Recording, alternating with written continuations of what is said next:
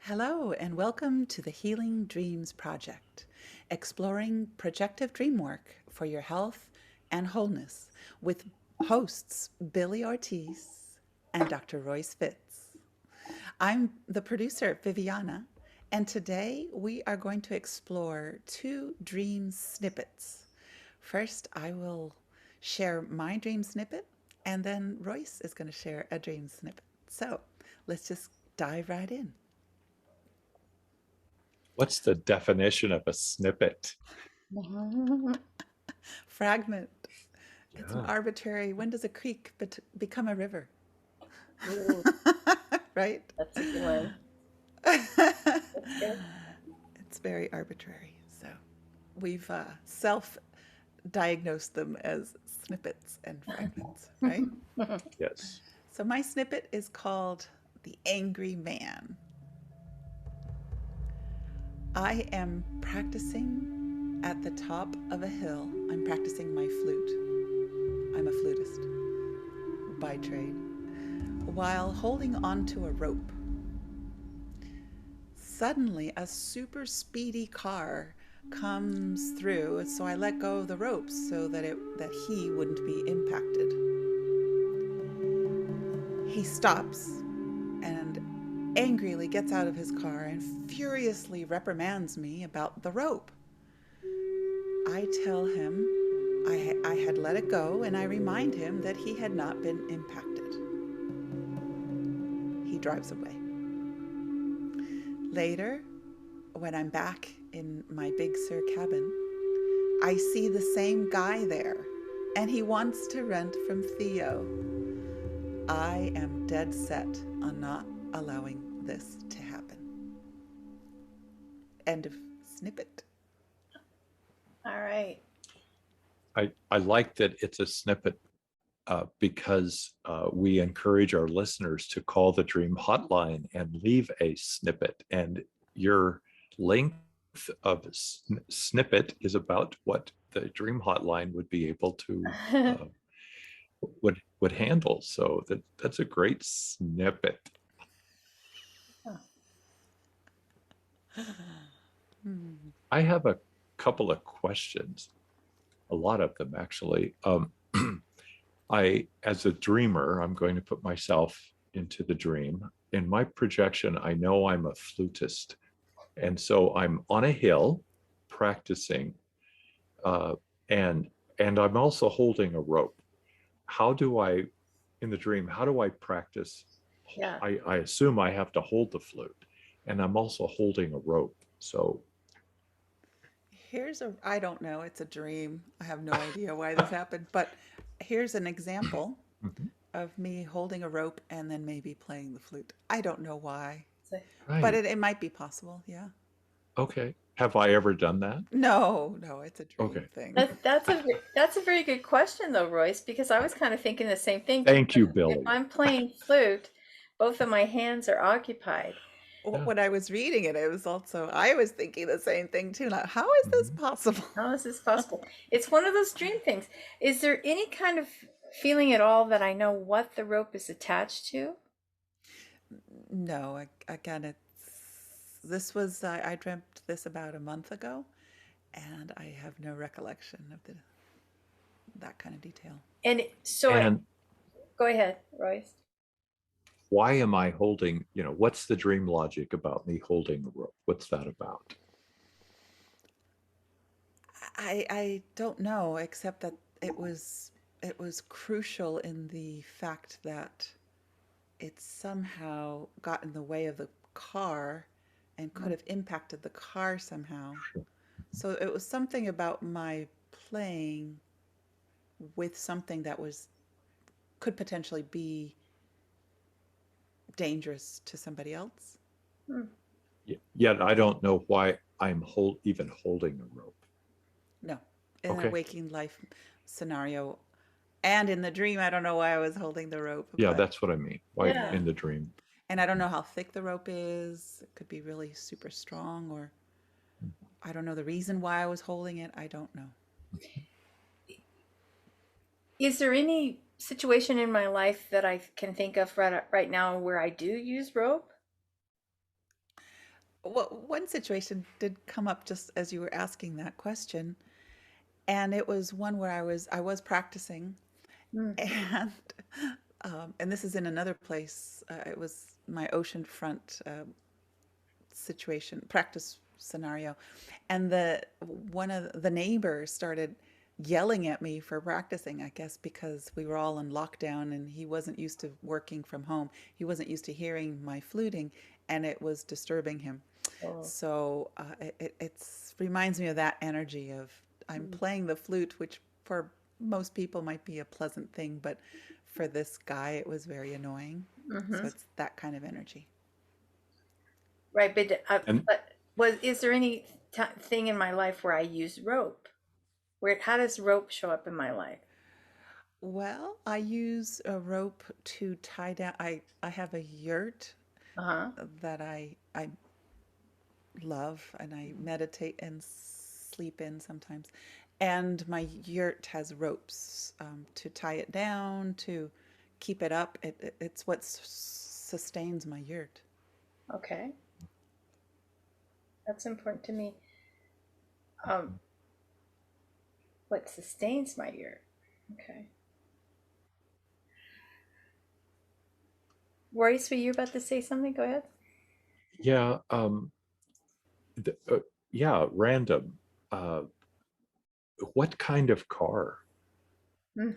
Oh, I don't remember, but it seemed to be a convertible. So Oh, maybe it was like one of these speedy, flashy cars. and uh, this man who gets out, uh, any description of him? I don't, faceless, I don't remember. And he's remains faceless when he wants to like rent the cabin Yes. Yeah. up in somewhere. And Big Sur. In Big Sur, which is my beautiful retreat area. So is he in his car at the time that he wants to rent the cabin? No, I end up being at the cabin, and then I realize that this guy is there Hmm. wanting to rent, and I just, I Is he don't, wanting to rent the cabin I'm using? no, just a different cabin on the same property. I see. Wow. So I don't even want him on the property. I don't ever want to see him again. They want him off the property. Well, I'll jump in What with am I? a couple of. What I? Go ahead, Royce. Go No, ahead. I'm sorry. I'm sorry. Go. You go. No. Well, I was just thinking for me, the rope in the beginning, the description of the dream as I'm standing on a hill and practicing. And for me, when I first heard the dream, I thought, well, the rope is for stability. Somehow that's helping me maintain my stability when I'm on this hill. And then there's this encounter with the car, and I try to be nice and let go so that the car isn't impeded in any way, and that affects my stability. So then I go to then suddenly scene shift. I'm at the Big Sur cabin, which is another place that I describe as my beautiful retreat area, very similarly to the way I describe my yurt at home. It's my sanctuary. It's my place. So there's something in my dream about how this character, whatever he might represent, has impacted my stability around my sense of retreat and renewal. Oh, you hit it right on the head, Billy. So, yes, I have various places that are just stunning for different reasons, Mm. and they are my retreat places. Mm. And inevitably, there's a noise or something in my yurt. The airplanes fly by, and I just go, ah, Yeah. I can't stand hearing the airplane sounds. Just anyway, and then yeah, it tends to be that whenever I'm in a place of utter stillness and peace, and just Yeah. basking in that beauty and self-care sort of thing, then there's always this angry, Mm. it's like the mosquito in the net sort of feeling Mm. in the tent. Something that, or I'm in a beautiful place and then I see the trash and I just go, Oh, yeah. it's, yeah, it's a similar feeling. And yeah, that's very insightful of you, Billy, to have put together that yes, my ocean place, which is similar to my Big Sur place, which is similar to my yurt, they are my places of retreat and serenity and bliss. And so there's a pattern that something interrupts me in my waking life, that I feel like sometimes I'm by choice really getting centered, and and something interrupts, disrupts, disturbs my centering. Mhm. I have a slightly different, or maybe just an expansion of this in my dream.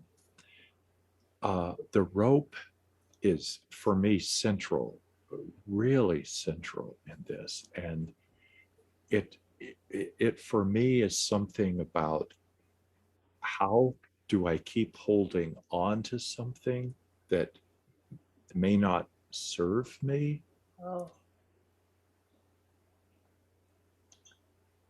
and in some exaggerated term in my imagination, this could be kind of like an umbilical cord of hanging on, Mm.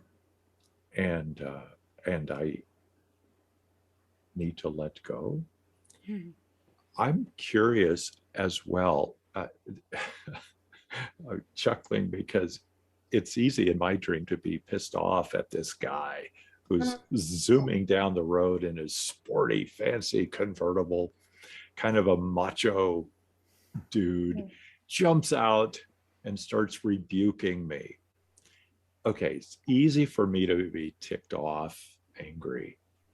Okay, now if the dream loves me, which I am gambling, believe that it does, what is this about, that this angry male energy in this car, uh, which sometimes, as we've discussed in the past, vehicles represent relationships, and this person Yeah. and the car. So I'm just lifting that up for my imagination as well. Anyway, and so what if in the dream, this is not about just an angry male energy that is blasting into my life? What if this is about helping me break away from something? That this is one of my dream guardians, gatekeepers, that Mm. is trying to break through. And here, well, I'm going to stop with that Yeah. for the moment. Well, thank you, Royce. I very much resonated with both your points. Yeah, I want to ask myself if what I'm hanging on to with the rope. I do tend to hang on to things beyond expiration date, so that was that's worth taking a look at, um, and meditating on. Expiration dates. Yeah. and and then yes, I have, this is a waking life, um, the angry, belligerent, macho terrorist in my life. I do tend to confront him in my waking life repeatedly. And I would love to turn this around. Yeah. And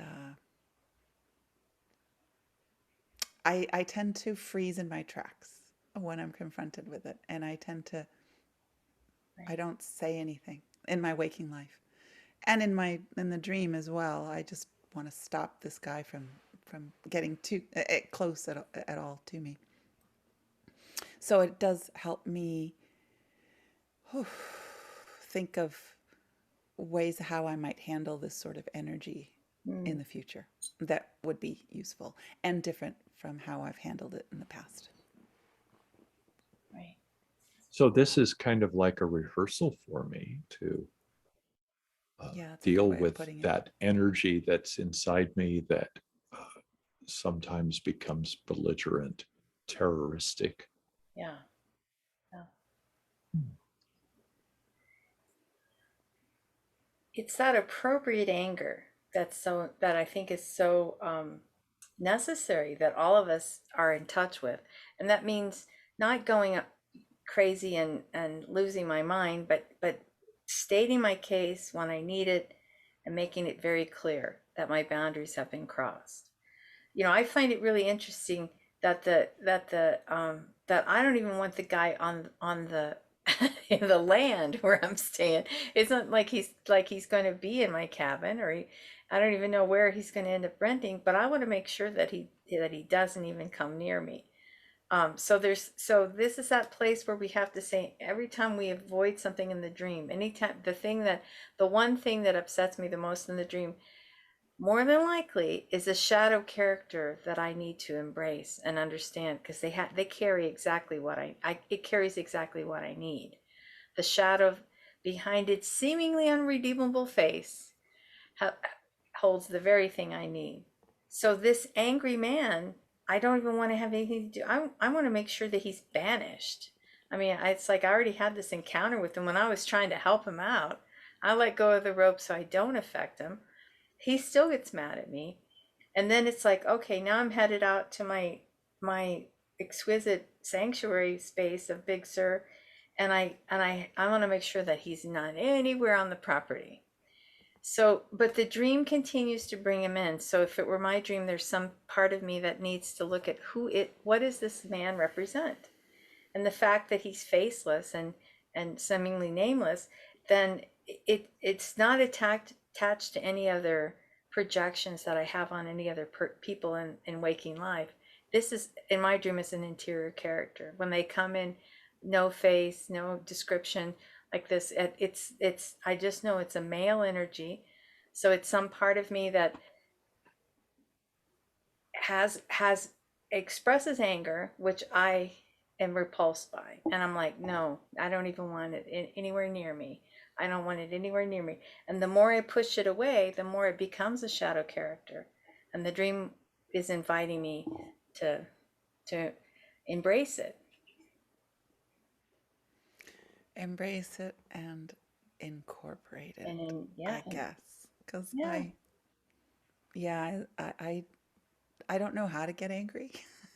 I get frustrated before I get angry. So I don't know how to do it.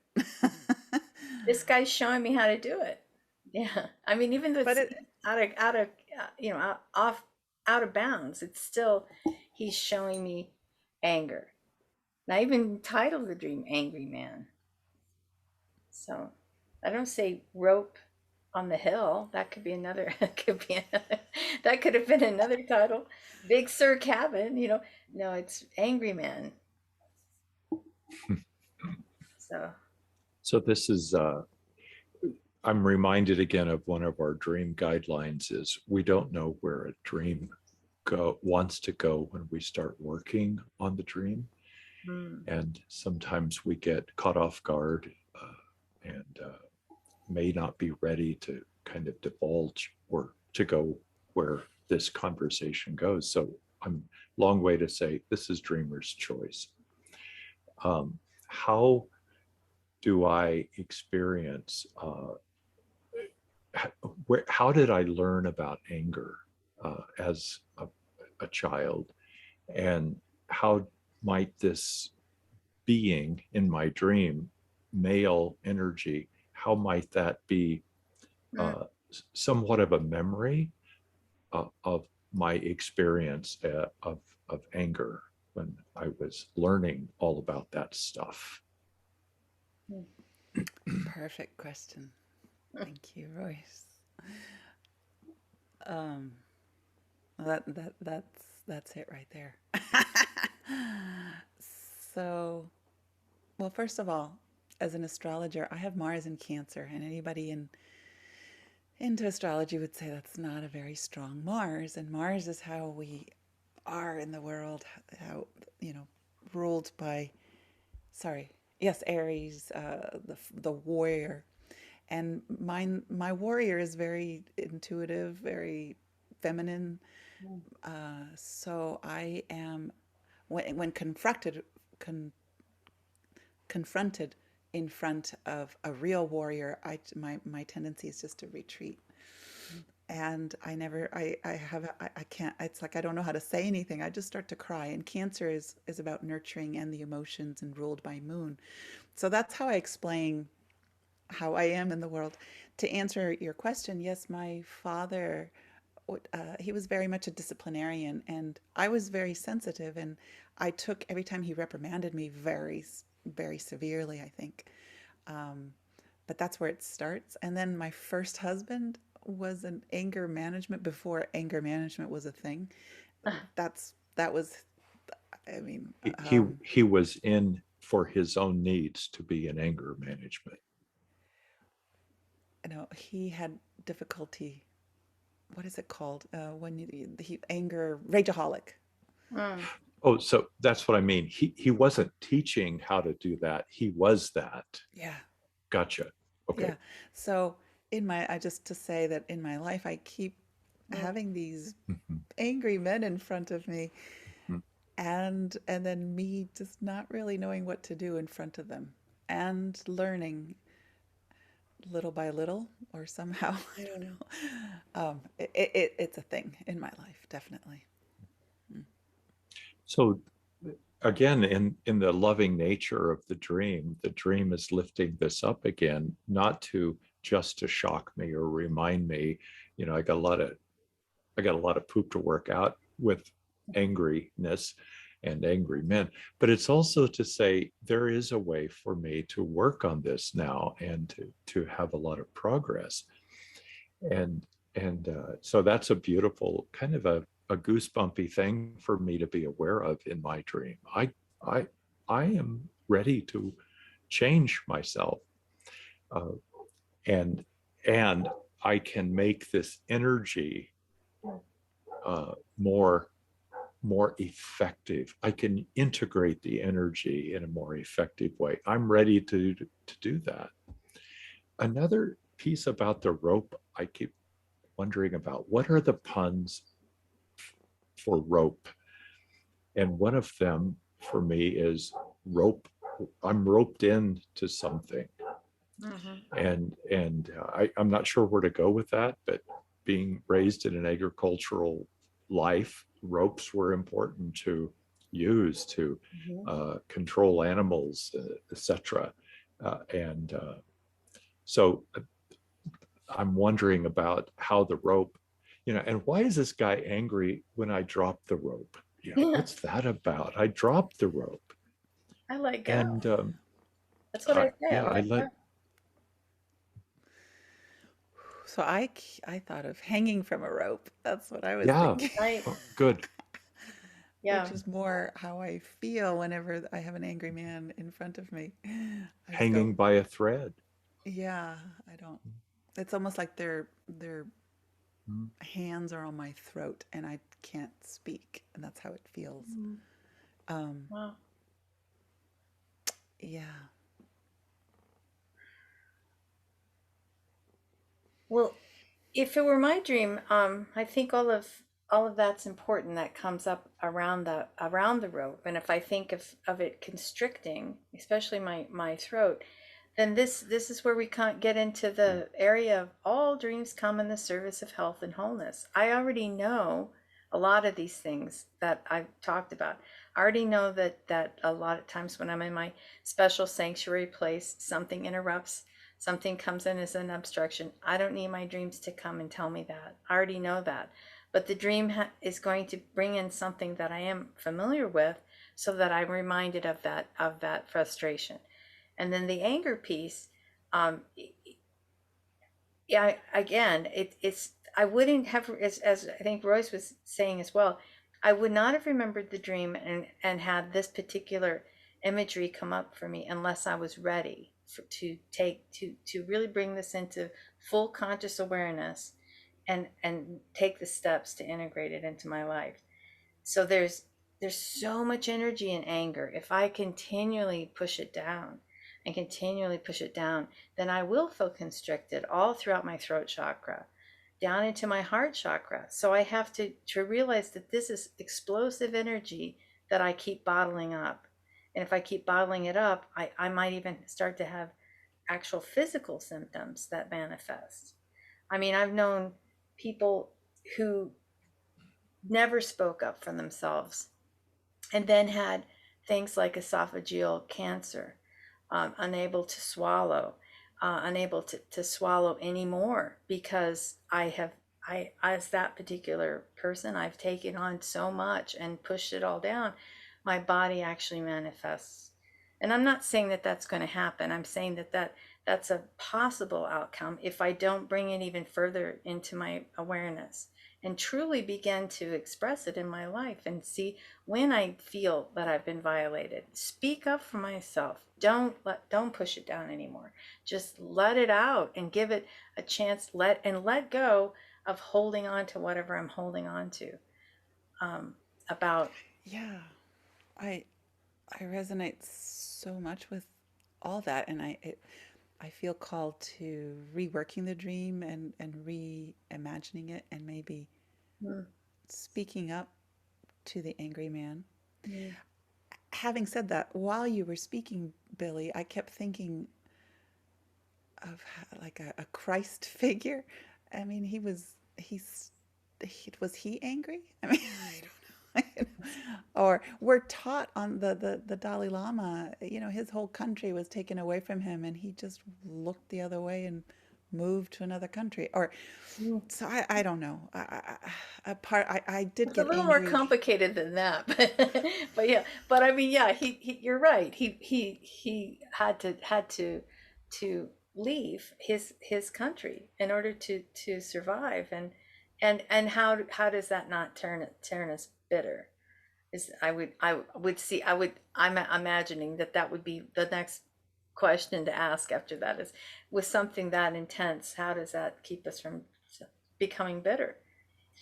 And the Dalai Lama is a perfect example of someone who has it's he took action though. He took action through the help of those who helped him, escape. But there's a there's a part in there about how if he hadn't stood up or hadn't had the help, we would have never learned of anything of his life. It would have been sadly eradicated. So that's a historical example of why we have to stand up for ourselves in certain situations of Yeah, intent. standing up for myself, that's what's hard. Yeah. Well, I hear the dreamer considering some pretty uh, uh, uh, important uh, ways that we might know how anger has sometimes been dealt with. Mm. Uh, I heard the word Jesus brought up and wondered, did Jesus ever get mad? And then we talk about the Dalai Lama and the awfulness of what happened to him and his people. There's Sorry. always the saying, turn the other cheek or something. Right. And Jesus, as far as we know, those are actual quotes from Jesus and other spiritual leaders have said similar things. One of the stories I have, again, is it actually historically a fact? We don't know, at least I Right. don't know. But the powerful story of Jesus during his last week of life, going into the temple to meditate and pray, and see, and it was during Passover week, and seeing all the money changers, people Right. selling this and that, and having the carnival barkers doing their thing, and he erupted with rage, and in some of the stories, grabs a whip and, whips it, at everybody and chases them out, throws the tables upside down, causes great chaos. And because this is a way for people to make money, at an important event, they get really ticked at him. And so he has hell to pay, so to speak, for that. So and there's been a lot of controversy. Is that kind of anger appropriate? For people who treat Jesus as perfect, whatever that is, and God, whatever that is, they would say, of course it is, of course. And yet when we wonder, I mean, that's the point here. And this is what the dream is helping me be curious about. How do I integrate appropriate anger so that I can use it appropriately, and so I can get what I need and or protect myself and or be an advocate for others? So humanity has asked these questions time and time again. Another part in my projection is being raised around people who don't know how to use their anger. My own experience, I experienced explosions that were awful, and so what do I do with anger that hurts me and or hurts others? And I heard the dreamer talk about a rageaholic spouse.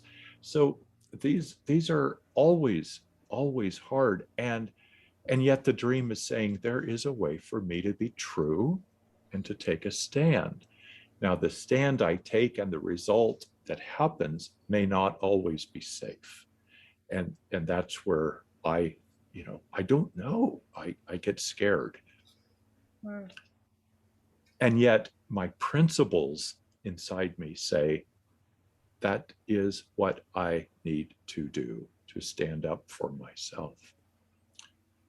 And there's a cost in standing up for oneself, and or in standing up for the sake of others. Right. It is a dilemma, a paradox. Yeah. Scary.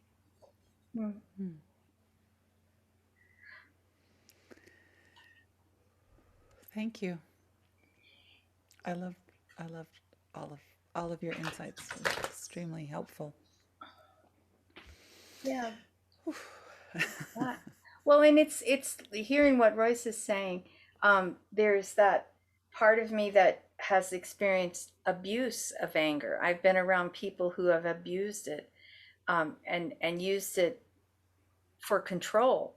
And so there's some piece of me that in my imagined version is that I think whenever I come up against any kind of angry feeling, I think, oh no, it's going to end up escalating into an abusive situation, and I'm going to make others feel the way I felt when I was in the crossfire of that. So there's some part of me that it's like with power, the same thing. There's like when I have been under the abusive power of teachers or a spouse or whatever that has abused their power, then anytime I come up against any situation where I'm feeling powerful, I'm going to think, oh no, that I'm going to end up abusing it in the same way that I have felt abused. So there's a piece in there about how is anger connected to power, and how is anger is very powerful, but it doesn't necessarily have to lead to abuse of power. And so for me, that all swirls around into one, and how do I pull all that apart? And especially since and then when I say things like, and this, Billie, have experienced this too. I kept thinking, it's one of the things that reasons I love the dream so much. I kept thinking, why do I keep attracting all these angry people? I mean, it happened to me so frequently. And then when I really worked on that as not only my dream images, but worked on it as a waking dream, I saw similar patterns in myself where I was like, oh, right. I was, rageaholic mother, rageaholic, sometimes my fathers would go off onto the same anger train, you know, and then many different places in my life where I thought, oh yeah, there's just there was a lot of people in my life. So I continue to, in my version, I continue to attract them because I'm still working on this. And it's as though if I see everything in my waking life as though it were a dream, then I can see that, oh, right, there it is again. How is it that and then I can actually deal with it and encounter it and speak to it and and work with it the more it comes to me in my waking life. Yeah, totally makes sense. I think, There's just go ahead. so much energy that goes into anger, though. Like after I had a confrontation where I stood up for myself at the grocery store, and afterwards I just felt pissed off. I felt like heated up, like reveled up, or whatever the word is, and I didn't like it. And I was like, I don't know. That's why I always question standing up for myself, because I don't like how I feel afterwards, even if I did maybe the right thing. Well, for me, as I hear that struggle in my projection, I get a great distaste for what I start having flashes, unconscious flashes of memories of dealing with anger and accidentally identifying that if that person is angry at me, that has hurt and wounded me, uh, then I'm part of what I have a bad taste in my mouth about is that I'm becoming them instead of me learning how to be me with an authentic way to be angry and be present in the world. Some of my distaste is kind of like me shaming myself. This is my projection, telling me that if I was really good, I wouldn't have to deal with this in this way. And yet I believe I do have to take a stand. And how can I relearn uh, how to manage my energy in a way where I don't shame myself for being true to myself, which sometimes requires me to use my anger energy.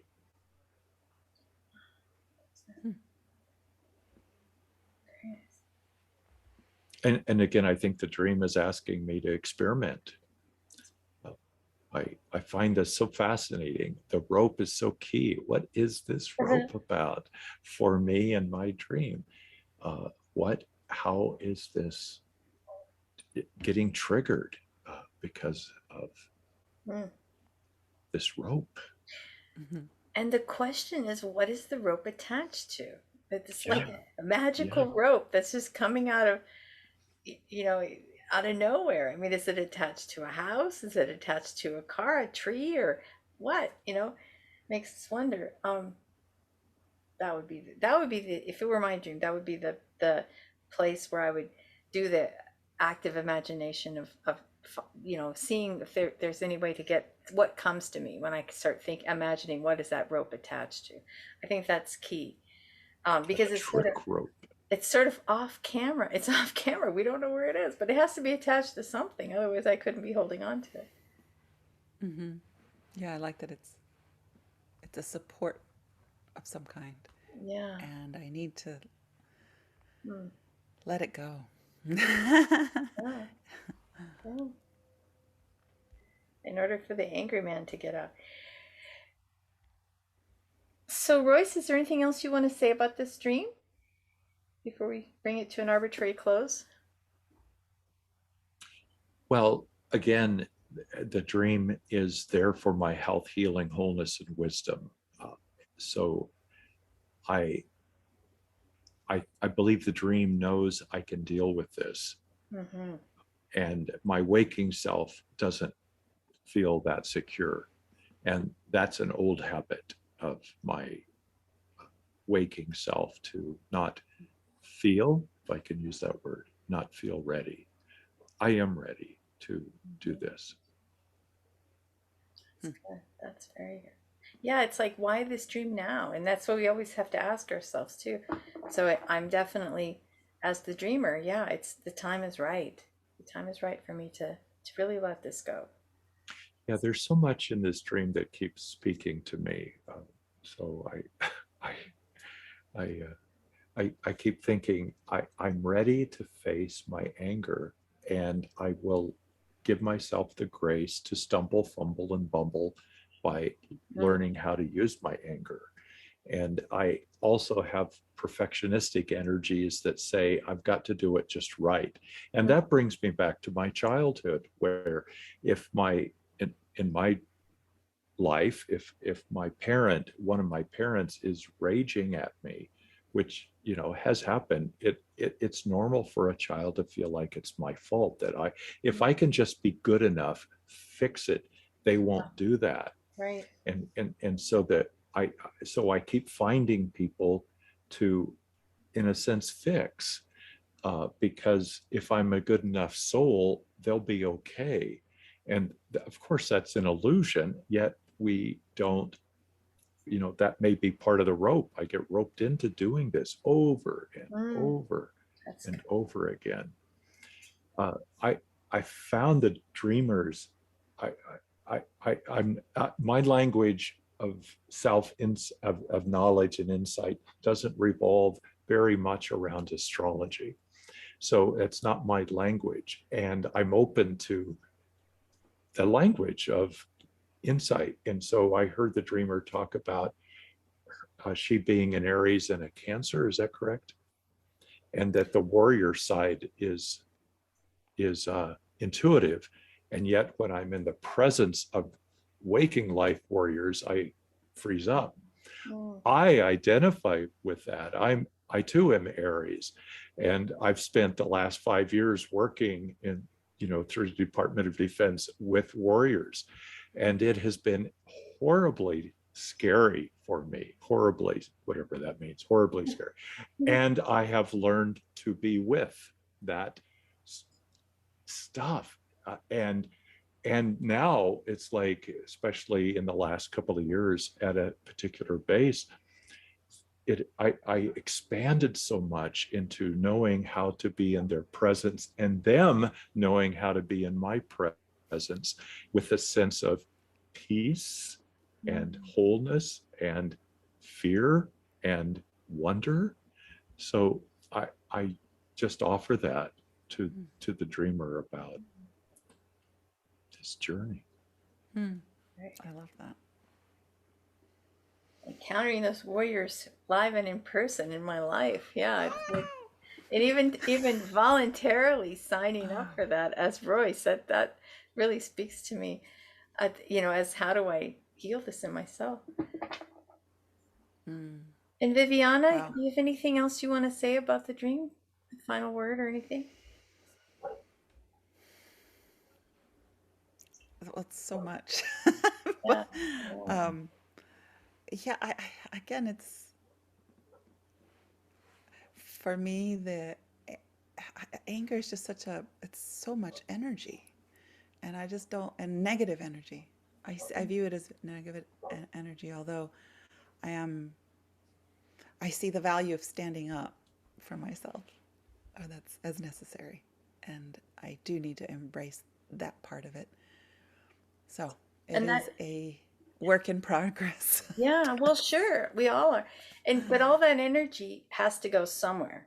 So if I don't let it out, it internalizes.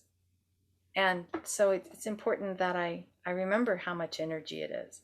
It's like I'm pushing down a volcano, and it's going to explode somewhere. And I don't want to be the one taking the hit. And that doesn't mean I have to destroy anybody. I just let it out to, like, hey, that wasn't great. That was not appropriate. That did, I feel violated.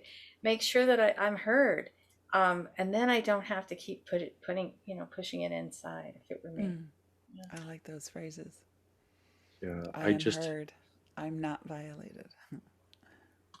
I just had another rope thought, is and it's crude and kind of violent. If we give somebody enough rope, they will hang themselves. That's right. and what a tragic kind of image that is. And how does, if that's one of the puns in the dream, how might that serve me to Right. consider a way to deal with this is a projection, my own rageaholic energy. I don't want to hurt and or hang myself or others. How might Right. I love that. It for me, it brings up the image of the hanged man in the Well, I thought tarot. of that Oh, too. yeah. Yeah. And the hanged man is upside down. So whenever I pull that card, it has transformation enveloped, because at least in my deck there's a snake Mm, at the bottom, and it's an opportunity to shed that skin and to look at things from a different perspective that's right. and to embody the new perspective and embrace the new what comes forward from it, from Right. the hanging. And the hangman is being hung from his foot, Yep. so it's not terminal, it's not hung from the throat. No. It's just looking at things from a different perspective. And it's a place of, and I'm glad you brought up the hangman, because I was just thinking that with the rope too. That there's also a part about the hangman where it's a time of reflection and reassessing, and it's also a place of sacrifice.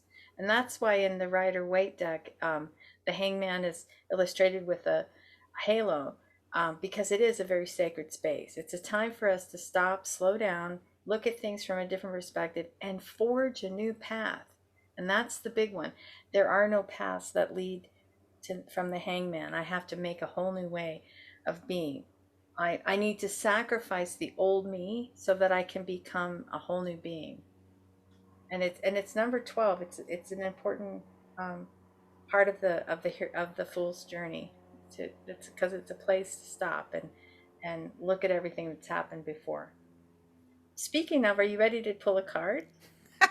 Yes. Let's see what comes up, okay?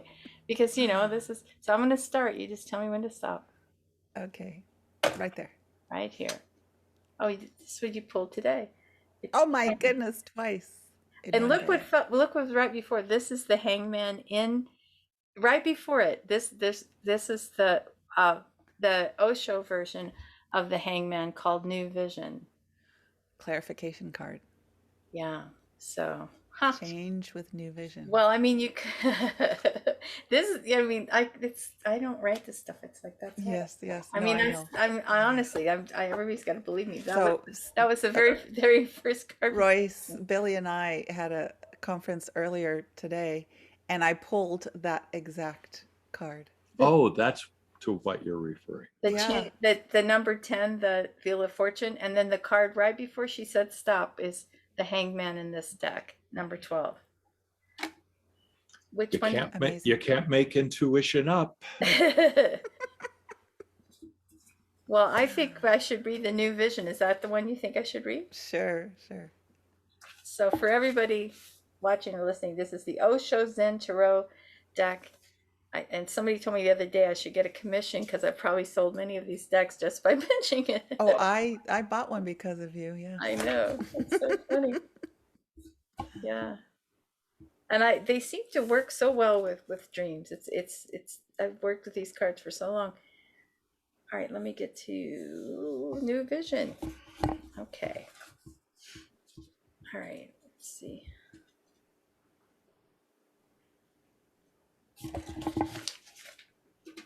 Okay, and I'll hold this up even though people probably can't see it too well, but the figure on this card is being born anew, emerging from his earthbound roots and growing wings to fly into the unbounded.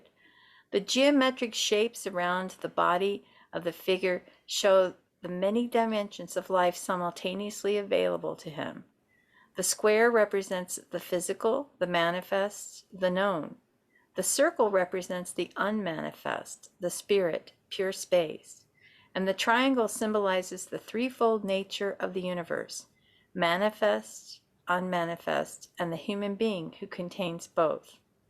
Now you are presented with an opportunity to see life in all its dimensions, from the depths to the heights.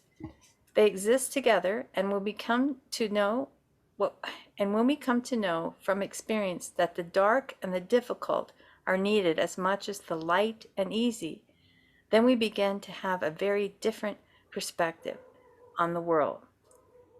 By allowing all the life's colors to penetrate us, we become more integrated. That's it. And he's not hanging, but it is the same, the same number, the same energy, just from a different perspective. Wow. Thank you. All right. So, shall we shift gears? Let's take a break. Yeah. Okay, pause. Yeah.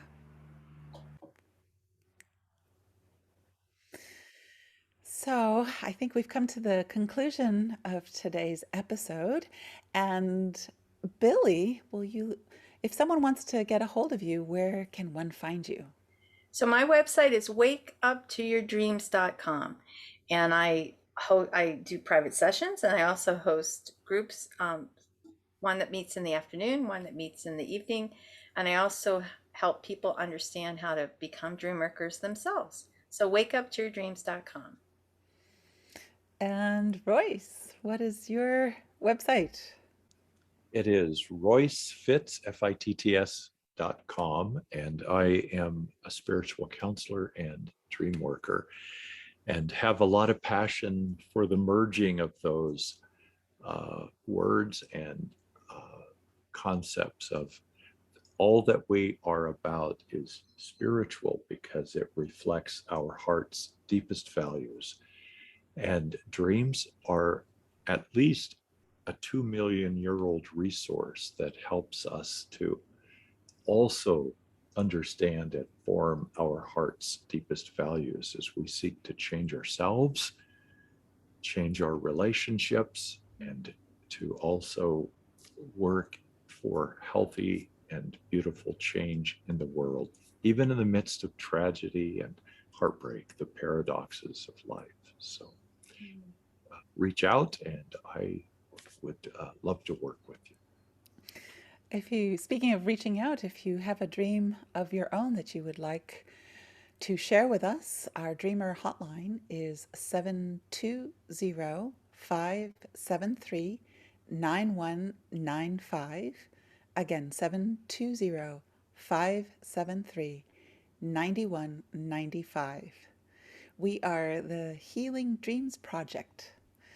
And if you liked this episode, we would love it if you subscribed, if you gave us a like, if you shared it with your friends, talk about it, and review it on iTunes or whatever platform you happen to be listening to us on.